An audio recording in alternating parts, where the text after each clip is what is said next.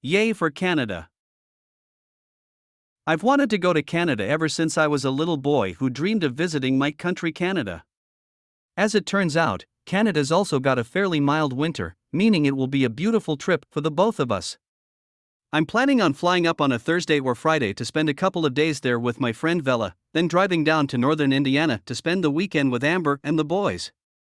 They've got an amazing house out in Amish country, with a huge barn and hundreds of acres to run around on. It will be a completely kid-free weekend for me. With the exception of a quick trip to Mart on Sunday, I'm staying off the beaten path and staying away from any civilization. I'm so looking forward to it. Plan to be back in hometown on Monday morning, just in time for yet another round of holiday chaos. We'll see a little more snow. I'm very excited for this year's ornament exchange, which takes place on December 26th. The rules are simple: buy an ornament for one of the 7 deadly sins, bring it to the party and give it to the corresponding person, then you must, for every ornament you receive, send an ornament to someone else. Oh, and wrap the object in cellophane so no one can steal it. It's such fun to see what everyone comes up with. I plan to give one to Jeff and send one to Amber, with whom I'm meeting for a bit on Tuesday morning. I would also love to get one for Vella and me, but I figure I'm probably too late for that one. If anyone has any ideas for what I should send in my own ornament, please let me know. The Kindle that arrived today was an early Christmas gift from Vella. He had been eyeing the Kindle 3 when it first came out, but had decided that the Kindle 2 was the one to get. He purchased it on Saturday, but couldn't find it in stock when he went in to buy it on Monday. The delay on the Kindle 3 is quite understandable, given how quickly the Kindle 2 sold out. So he got the Kindle 2, but he ordered the Kindle 3 to arrive today. I've been putting off a bit of work in favor of having some downtime on the Kindle. It's nice to have the books I've been wanting to read, but I haven't been able to do much work. Now, with my new toy to distract me, I'm starting to get some work done, although I might have to come in early tomorrow to make up for some time I've lost. I want to write a short Christmas story to give away as an online gift for those of you who don't have time for a traditional Christmas story. The deadline for that one is December 10th, so if you've got something to say to someone special this year, I'd like to hear it. Just click on the labeled Christmas story to go to the story. It's a good idea to try to spread the word if you like it. The last place my friend saw me on Christmas Eve was snuggled up with a warm cat in my bed at home. My flight had been delayed, forcing me to miss my connection in Canada, and I didn't land back there until well after midnight. So it was no wonder I didn't feel like going anywhere for breakfast on Christmas morning. It was still just as dark outside when I got up. The tree was lit with the help of my 6-foot neon tree topper. I lit a fire in the wood stove and put a pot of coffee on. I sat at the computer and played games.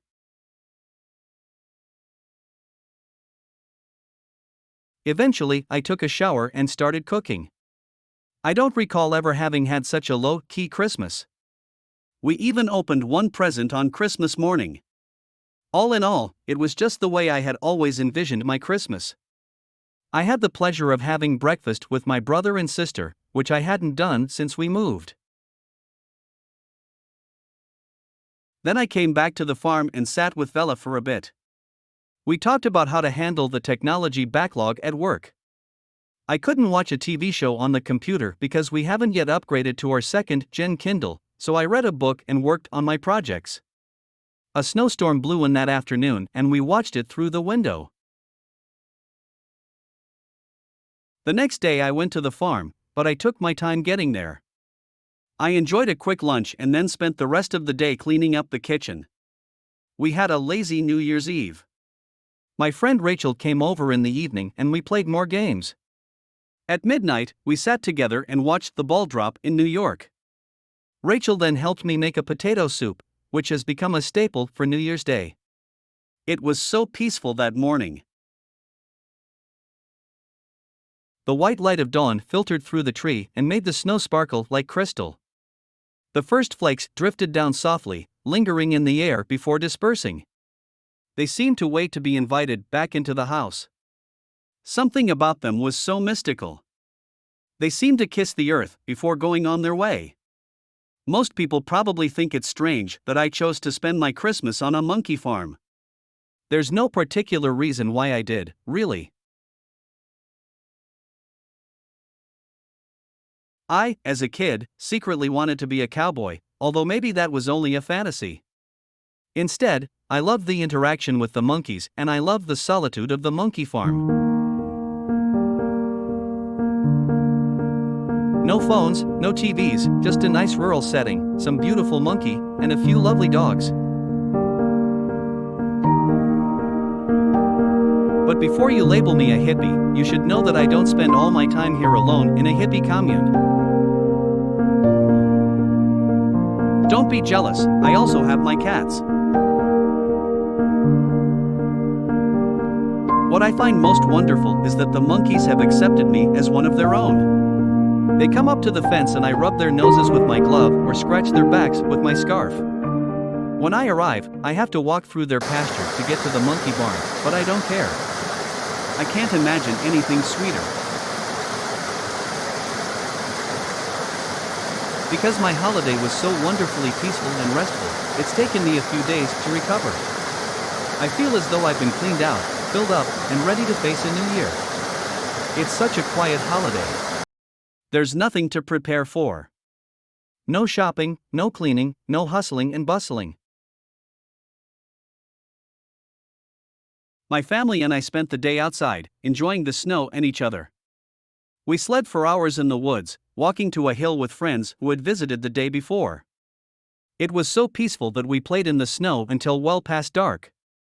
When we came in, we took showers, cleaned our teeth, and ate some peanut butter and jelly sandwiches. There's a fire crackling on the stove and a box of taffy in the pantry. Every year on Christmas Day, my friends makes taffy. Every year on Christmas Day, I eat taffy. It's one of the most satisfying sweets I know. Just a few weeks ago. Not a huge amount of progress, but I did get this basket finished. It is the kitty pattern from More Crafty Kitties. I bought a kit for the girls to make this during their camp out. It took me a couple of tries to get the knot on the left side right, but they are done, and so cute. Have been spending a lot of time sewing these days. Really enjoying this fleece. I'm thinking that I will do some mini quilts using this as my background for them. It looks great. Today has been another one of those long days.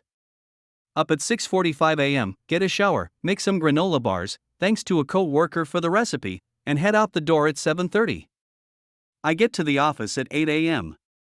Work a bit, chat a bit, get lunch, Diet Coke this time, then go off to the post office, and then to the bank, and then back to work. Long day. I finally got home at 5:30. Then it's back into the car, for a meeting at the dance studio at 7:30. Then home to wash up the dishes, and then out for Alyssa's soccer game. I took pictures tonight, but didn't get them off the camera, so I'll have to post them tomorrow. I'm not sure if it is because I am getting older, or if it is because my mind just doesn't work like it used to, but lately I find myself sitting down, and I can't think of anything to write about.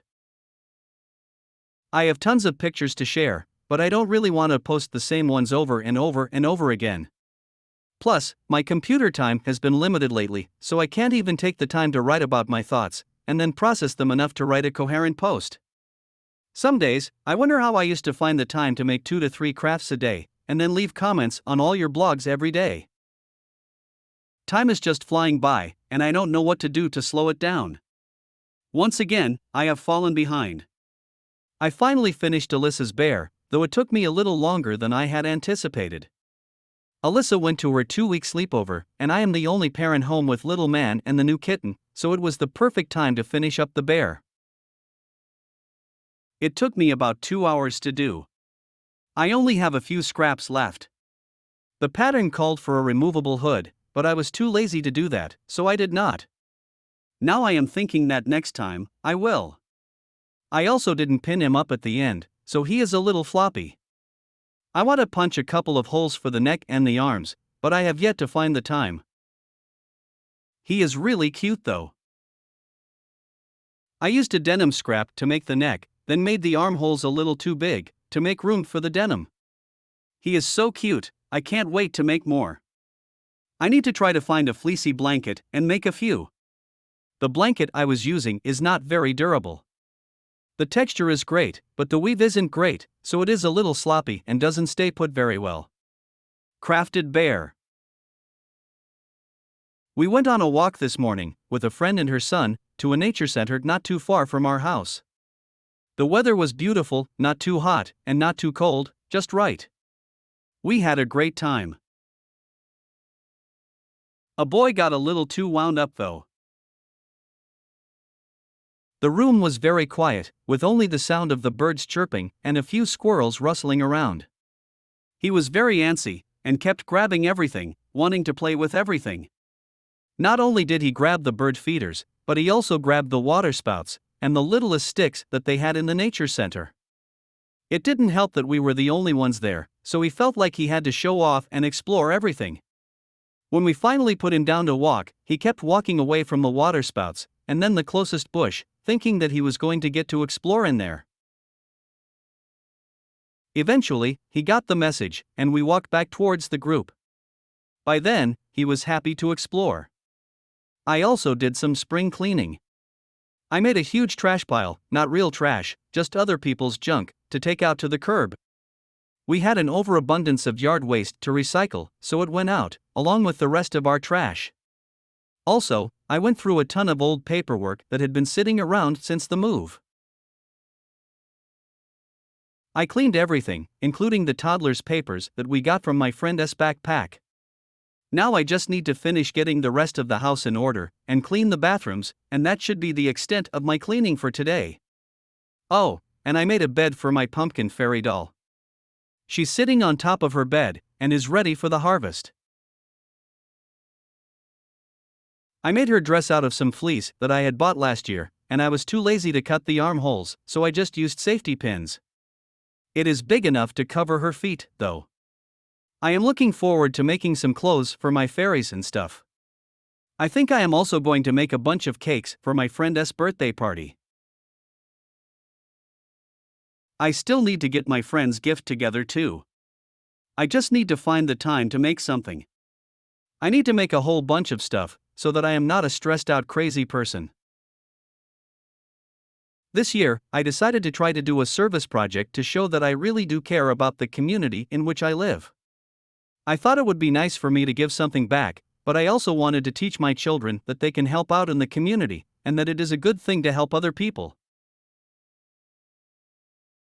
I found a great organization, First Day, where you can go and do service projects with your family, or you can donate supplies for projects around the community. So, last Saturday, I took that boy and my friend out to a park. We had a great time playing at the playground. That boy had a lot of fun, and I really liked that he had such a good time. I think we will probably do something like this again. I hope to do more service projects in the future. I also want to volunteer at the school later. I just don't have a lot of time right now, but I do want to volunteer. It will probably be on a weekly basis. My friend, Vela, suggested the food pantry, but I really don't want to give out food, so I may try to find something else in the community. It will be nice for kids to see the community that they live in, and I think it will also be good for them to see other kids and to get them out of the house. I have a bunch of ideas of things that I want to do, but I just haven't gotten around to doing them. I don't want to put too much pressure on myself, but I really do want to do something this year. So, in the near future, I will try to post about my experiences as I do these things. Visit Canada.